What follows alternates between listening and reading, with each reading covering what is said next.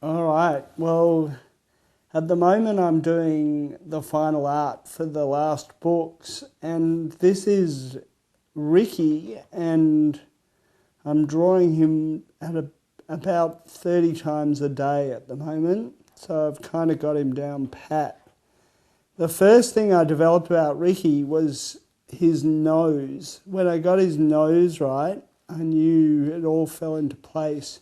And the other thing was his hair. He's got this kind of floppy bowl haircut, which is sort of based on what I had as a kid. It was the bane of my life. Let's make him smiling. And it's also good. He's doing a lot of flying and falling in the book. So floppy hair can kind of fly up very expressively and flow backwards. So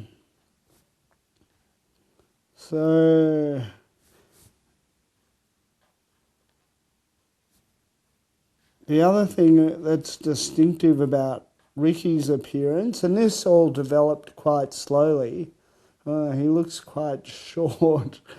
Let's just keep going. He always is wearing this stripy t-shirt, and this was something that was a conscious decision, the sort of Charlie Brown approach, where every time you see Charlie Brown, he's wearing the same t-shirt, and you never think, boy, that Charlie Brown must stink. You just think, well, that's Charlie Brown. That's what he looks like. So that's Ricky, the main character in the stories. He's very close with his dad. This is his dad. And the thing, when I was developing the dad, I thought, well, there's going to be this family resemblance, and he's going to have the same distinctive characteristics as Ricky, which are the nose, that shape of the nose, and the hair. And my dad and I look very similar, and everyone always comments on it. And I always quite like it because it's like a little indication or sort of sign in a way that we're quite similar people and quite close. And I thought, well, I'll give that to Ricky and his dad as well, because they are very close in the stories. So he works as a handyman, and he always is wearing overalls. That's... oh. Then there's the mum. The most distinctive thing about the mum, or one of the most distinctive, is she's got this curly hair, sort of partly based on my mum's curly hair, I think. And the other thing was she has these very knowing kind of eyes. I think a line in the book is, she always knows what you've been up to, even if you haven't been up to anything. So then she's got a very pert little nose. There's a line that says, you know, she could have been a nose model.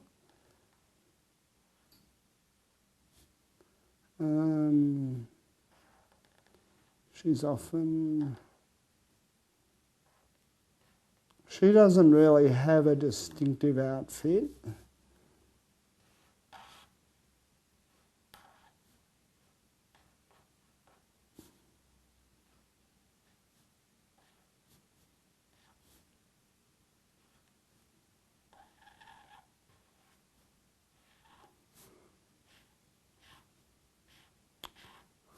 That's more or less his mum.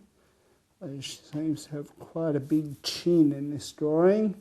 Then there's Samantha, who, for the first half of the stories, she's really this kind of distant object of fascination.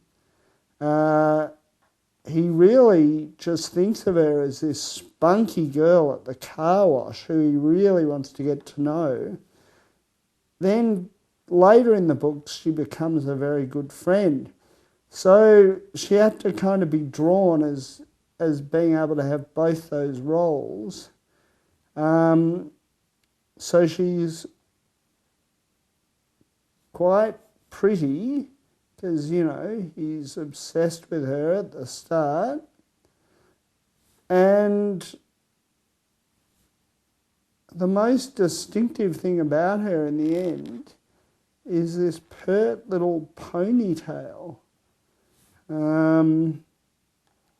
She's often listening to music, so we'll give her a little iPod. And she's always wearing these dark sunglasses. So they were a sort of integral part of her character.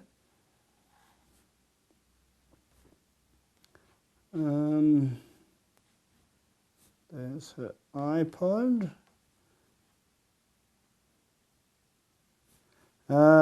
And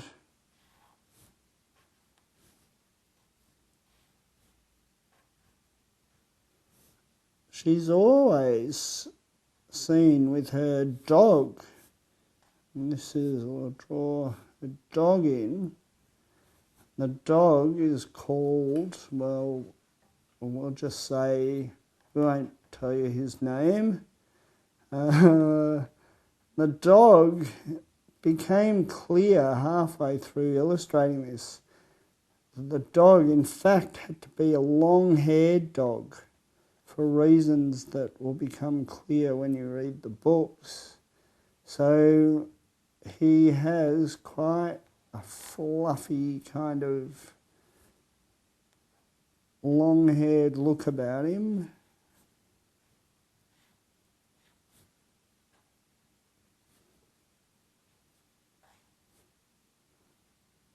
It looks like he's cowering a bit there.